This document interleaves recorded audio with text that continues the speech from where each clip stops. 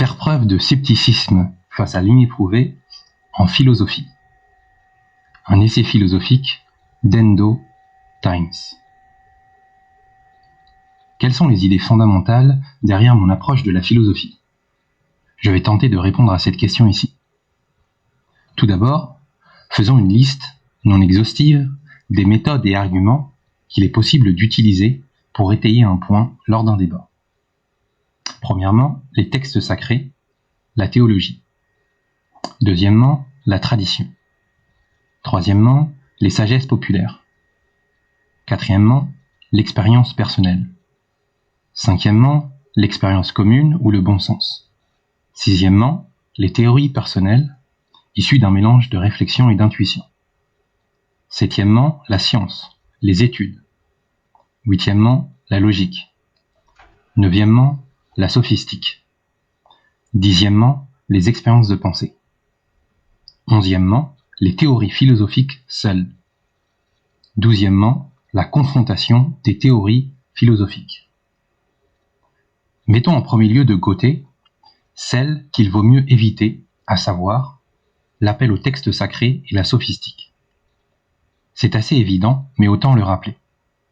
Les textes sacrés exigent au préalable une foi, une croyance.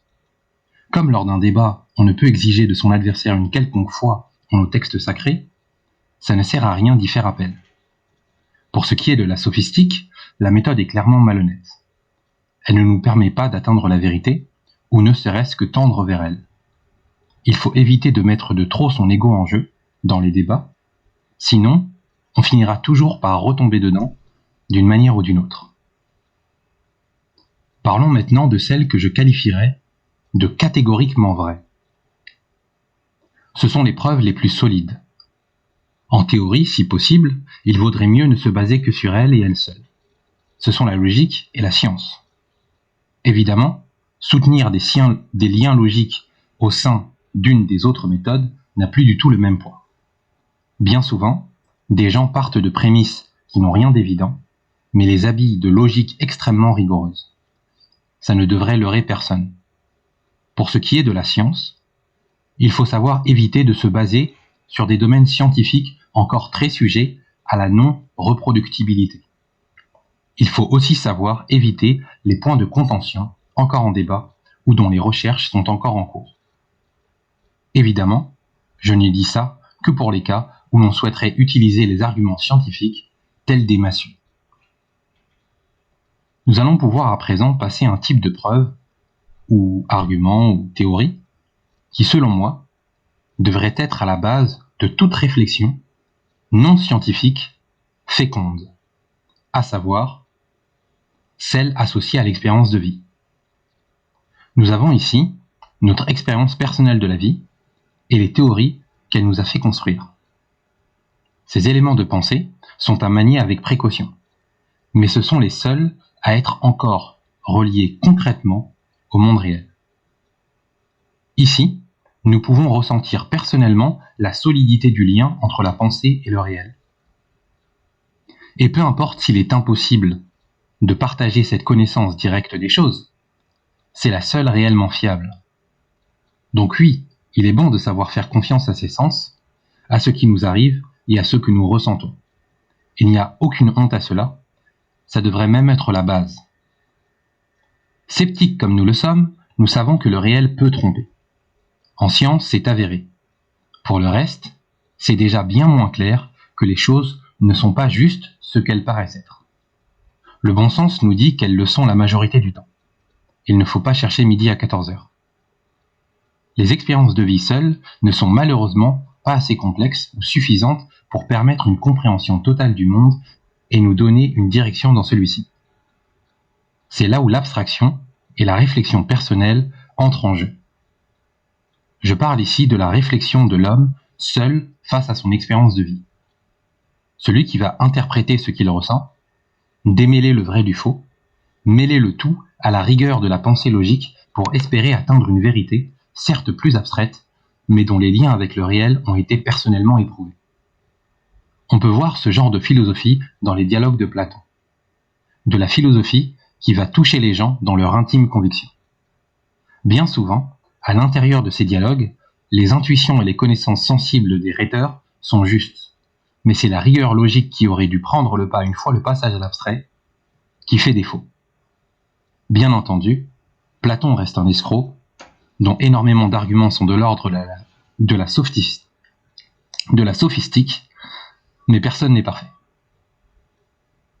Vous allez me demander comment toucher le monde dans sa totalité depuis sa seule expérience de vie. Peu importe à quel point on la mêle d'extrapolation logique et d'abstraction, nous ne vivons pas assez longtemps pour éprouver personnellement les éléments de base qui seraient nécessaires à l'élaboration d'un tel système. Et je vous répondrai, oui, vous avez raison, ce n'est pas possible. Et c'est la raison pour laquelle toute recherche de la vérité est vaine. Manipuler des bases de seconde main, dont on n'a pas pu vérifier le rapport au réel soi-même, n'est qu'une solution de rechange. À partir du moment où l'on fait confiance à quelqu'un d'autre que soi-même pour ces choses-là, on abandonne le lien intime à la réalité que cette base devrait pourtant garantir. Cet aspect de la pensée, celle de l'ordre du « je sais intimement que c'est vrai », disparaît, et ça va très vite. Une réflexion qui n'était composée que de vérités saines, accumulées au contact direct du réel, nous nous retrouvons avec des on-dit et autres vérités rapportées. À partir de là, si nous ne sommes pas découragés et que nous souhaitons malgré tout atteindre ne serait-ce qu'un reflet de la vérité, il nous reste quelques options. En premier lieu, nous pouvons nous baser sur la tradition, les sagesses populaires et l'expérience commune. C'est un matériel bien moins sûr que le contact direct, mais il est encore suffisamment brut pour pouvoir être manié sans perte trop importante. Il faut pour s'engager sur cette voie, être prêt à faire confiance à l'autre et surtout démêler ce qui relève de l'agenda politique ou civilisationnel et ce qui relève des sagesses les plus sincères qui sont le fruit des expériences de vie de tous nos ancêtres. L'avantage évident de ce type d'éléments constitutifs de la pensée, c'est qu'ils sont virtuellement infinis. En tout cas, en comparaison à notre propre expérience.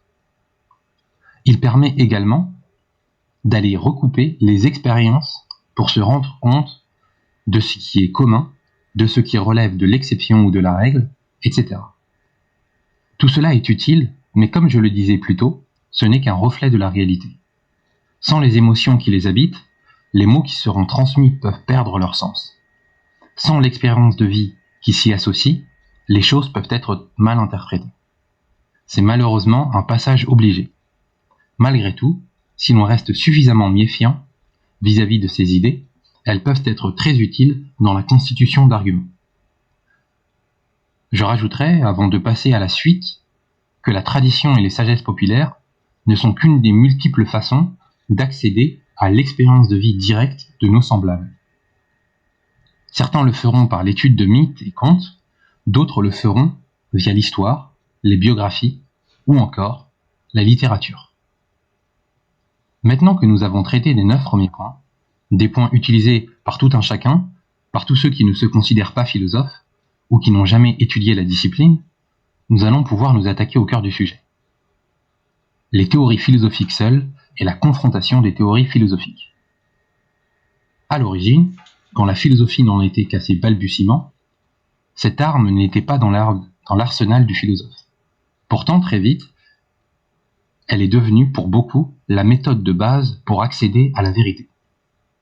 Pourquoi ça ? L'idée est simple et très optimiste. Réfléchir uniquement par soi-même, c'est tout recommencer à chaque génération. Se baser sur les expériences de vie des autres, c'est intéressant, et ça mâche une grosse partie du travail, mais ça ne permet pas de partir avec une longueur d'avance. L'histoire de la pensée humaine doit avoir un sens. Il faut se tenir à l'intérieur si l'on souhaite jouer son rôle et mener la philosophie plus en avant, au plus près de la vérité. Nous ne sommes tous là que pour continuer les travaux des plus grands génies du passé. Fin de citation.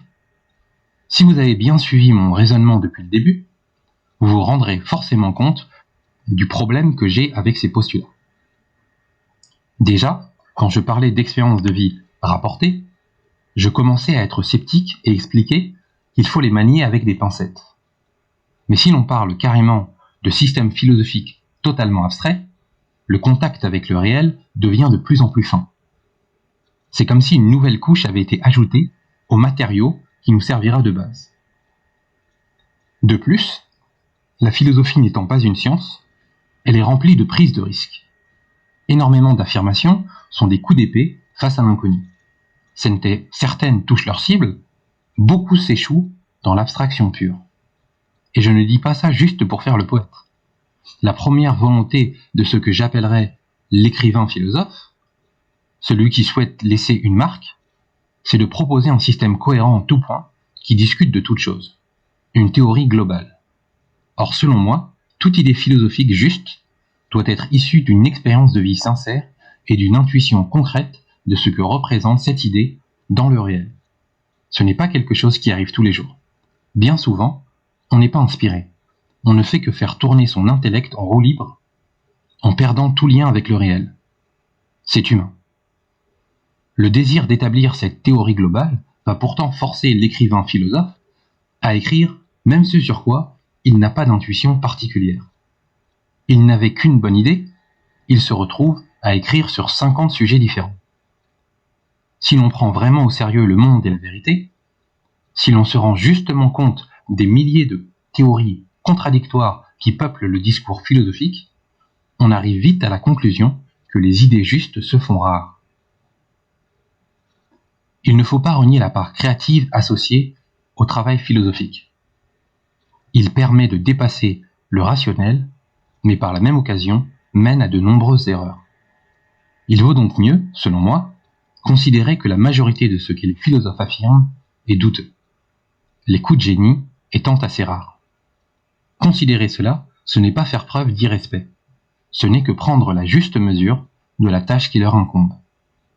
Si l'on compare ces théories aux expériences de vie dont je parlais plus haut, celles-ci ont l'avantage de ne pas pouvoir être fausses, elles sont vécues et c'est ainsi. Il faut simplement réussir à démêler les sincères des insincères, les véridiques des inventions. Par opposition, une théorie peut très bien être mal inspirée, s'être égarée, trop loin du réel, voire même tout simplement être illogique. Pour toutes ces raisons, je considère qu'il est extrêmement douteux de se baser sur les pensées de qui que ce soit en philosophie. C'est la preuve la moins dure à mes yeux. La logique, la science, l'expérience personnelle, le sens commun, l'histoire, pourquoi pas. Ce sont des matériaux bruts et directement corrélés au réel. Seule leur sincérité, véracité, doit être vérifiée. C'est un matériel sur lequel nous pouvons nous accorder assez facilement. Par contre, quand cela concerne les théories philosophiques passées, il faut pouvoir affirmer quelles sont celles qui vont dans la bonne direction, sachant que chaque courant se dirige dans une direction différente. Certains se cachent derrière la logique et s'imaginent qu'elle peut faire le tri de la façon la plus juste. Mais comme je l'ai dit plus haut, le discours philosophique est rempli d'erreurs abstraites. Des phrases qui sont justes dans l'absolu, mais qui ne sont rattachées à rien. Des théories qui ont toute la rigueur logique du monde, mais issues de personnes insincères qui n'avaient pas pensé d'eux dans le monde en liant leurs réflexions à leur expérience concrète des choses. Ou même s'ils avaient l'habitude de le faire, se sont perdus dans ce cas précis. Rien de tout ça ne peut être filtré par la logique. De plus, beaucoup de ceux qui vont choisir cette voie sont extrêmement partisans. Un autre énorme problème qui revient maître de l'ego est donc du sophisme dans l'argumentaire. Comme je l'ai dit plus haut, il est très probable qu'au grand maximum, 30 à 40% des idées d'un génie de la philosophie aient touché juste. Pourtant, les partisans vont chercher à démontrer le manque de rigueur logique des idées qui ne leur conviennent pas et considérer que celles de leur maître à penser sont toutes justes ou presque. Il est peu probable que ce soit le cas, surtout si l'on fait preuve d'un scepticisme de base quant aux possibilités offertes à l'être humain. Je disais donc, il est peu probable que ce soit le cas, surtout si l'on fait preuve d'un scepticisme de base quant aux possibilités offertes à l'être humain. Son degré d'intelligence, sa faillibilité, les milliers de contradictions cohérentes qui lui sont apportées continuellement. Attention, je ne dis pas qu'il ne faut pas utiliser les pensées des philosophes qui nous ont précédés. mais les utiliser de façon bien plus sceptique que le partisan de base, celui qui va aller jusqu'à se revendiquer disciple ou successeur. Je considère que les pensées des philosophes sont là pour aider à l'inspiration. Voilà tout. Elles ne constituent pas des preuves solides à elles seules, mais vont permettre de déboiser le chemin afin d'arriver à des hypothèses potentiellement intéressantes. C'est un lieu commun, mais elles vont aussi nous éviter de prendre des cul-de-sac ou de réinventer la roue. Et rien que ça, c'est déjà extrêmement utile. C'est déjà un héritage précieux pour toute la communauté philosophique. Pas la peine de le glorifier ou de le considérer juste dans sa majorité. Je n'ai rien non plus contre ceux qui vont s'en passer totalement. Socrate le faisait très bien.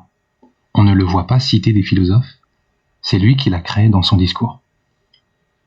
Par contre, il se base sur le bon sens, la tradition, l'expérience de vie, les lieux communs, etc. Et je ne suis pas en train de me revendiquer disciple de Socrate en disant cela. Je montre juste que c'est une possibilité viable. Il n'est pas nécessaire de croire au mythe du progrès de la pensée, par la concentration de tous nos cerveaux sur les seules idées qui valent le coup.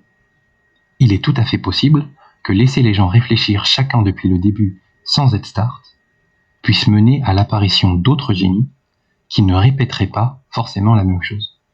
Je ne parle pas de personnes peu cultivées ou étrangers à la méthode philosophique, je parle de personnes qui couperaient court à la tradition susmentionnée.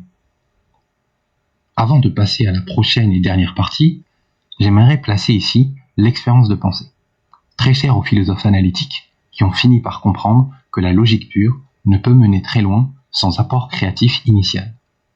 Je considère qu'elle ne peut servir de preuve, mais que tout comme les théories philosophiques, elle peut permettre de déposer un chemin, d'engager une discussion, de faire naître un doute, de donner une raison, d'accorder du crédit au raisonnement qui suivra. Mais passons.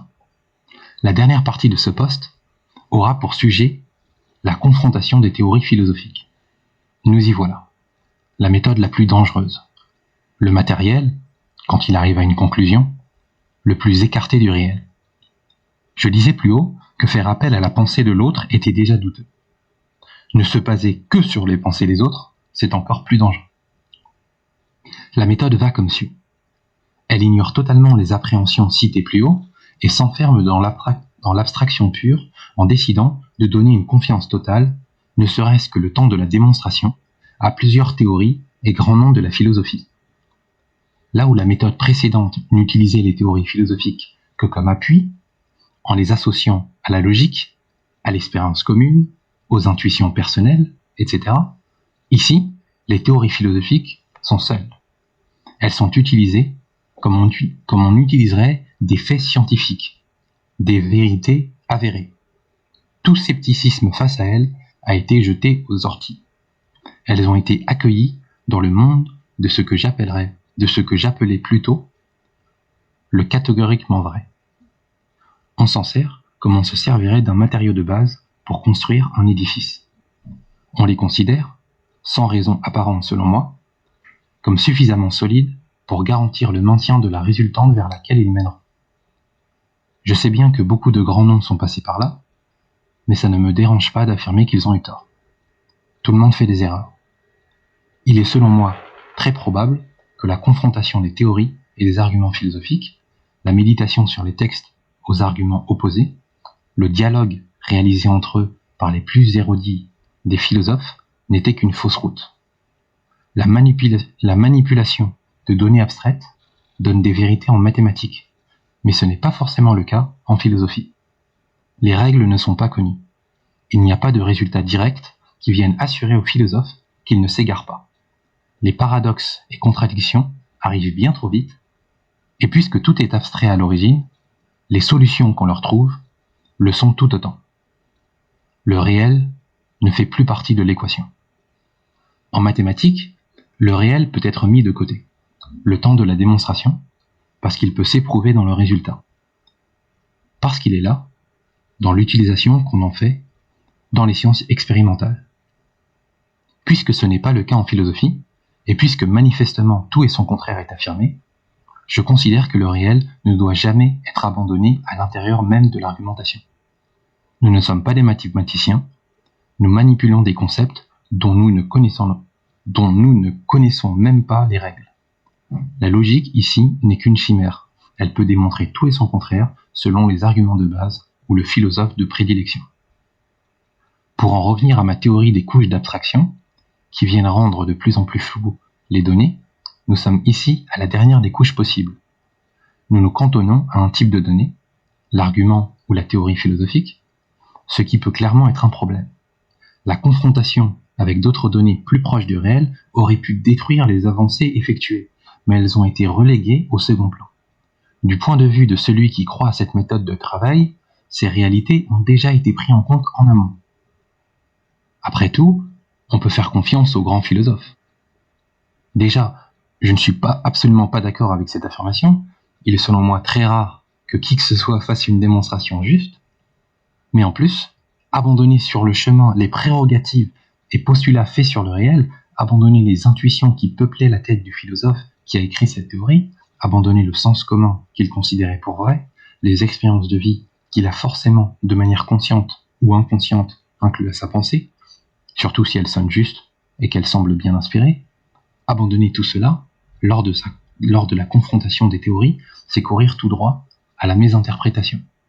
Et je ne suis pas en train de dire que les pensées existent dans un contexte, etc. Pas du tout. Ce que je dis, c'est que des 12 arguments possibles que j'ai cités plus haut, certains n'en utilisent plus que 2 ou 3. Les théories philosophiques, leur confrontation et la logique. Point. Et je considère que c'est une erreur de procéder ainsi.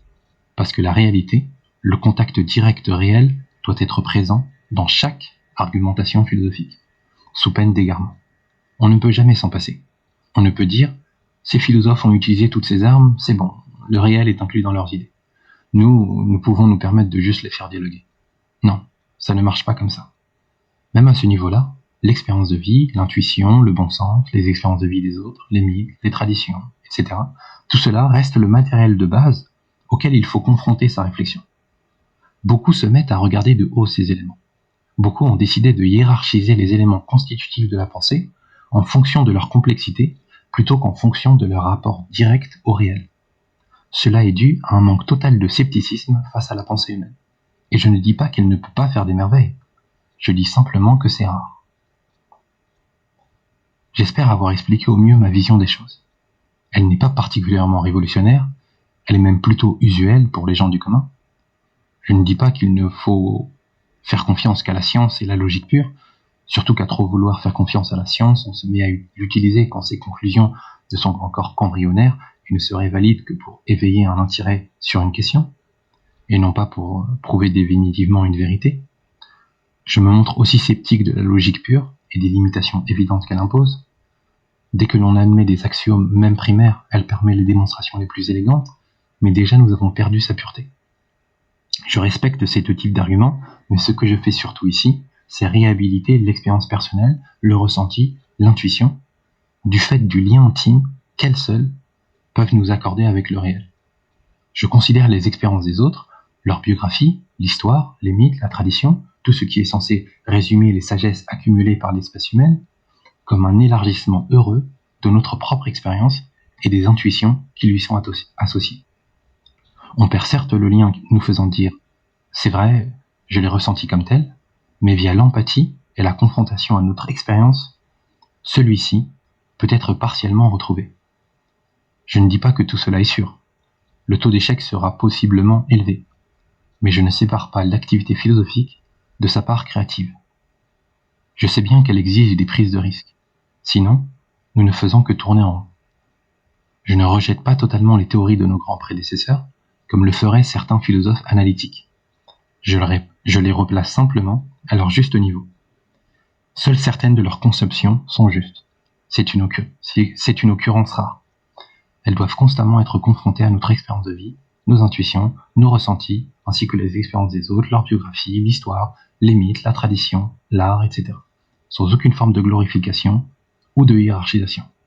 Il faudrait même partir du principe qu'elles sont fausses, car bien souvent, elles le sont, n'étant que des coups d'épée vers l'infini, des tentatives de la pensée humaine de dépasser ses carcans. Elles ne peuvent être utilisées comme base-scène à une quelconque nouvelle réflexion, et surtout pas comme élément exclusif à la base de cette nouvelle réflexion. Mais non, elles ne sont pas à jeter. Il faut les voir comme un héritage précieux des chemins déjà arpentés, comme une source constante d'inspiration pour chacune de nos futures tentatives.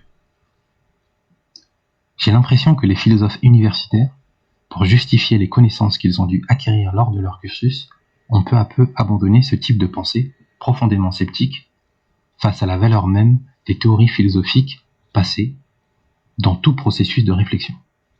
Ils ont préféré inventer une science de l'interprétation des textes, considérant au moins une partie de ces théories comme catégoriquement vraies et courant le risque continuel de se perdre dans l'abstraction pure. Les questions et les réponses se font alors dans l'abstrait, le réel ne faisant plus partie du discours depuis très longtemps. Et c'est là où le dernier pas vers le mensonge peut être effectué, quand l'on se met à croire la théorie plus encore que le réel, alors même que le réel nous crie notre erreur. Après tout, ce qui est issu de la pensée humaine, la plus logique, bien qu'abstraite, ne peut être faux, n'est-ce pas? Et si à l'origine, les arguments posés provenaient d'intuitions sensibles et d'expériences concrètes du monde, il est évident qu'à la fin, une fois ces arguments interprétés et réinterprétés, et confrontés à d'autres arguments plus abstraits encore, pour former de nouveaux arguments, une fois ces mêmes arguments disséqués à l'orée de l'histoire tout entière des théories, pour les transformer encore, pour les confronter encore, pour encore et encore les améliorer, forcément, à la fin, ils auront miraculeusement conservé intact leur lien avec le réel, n'est-ce pas?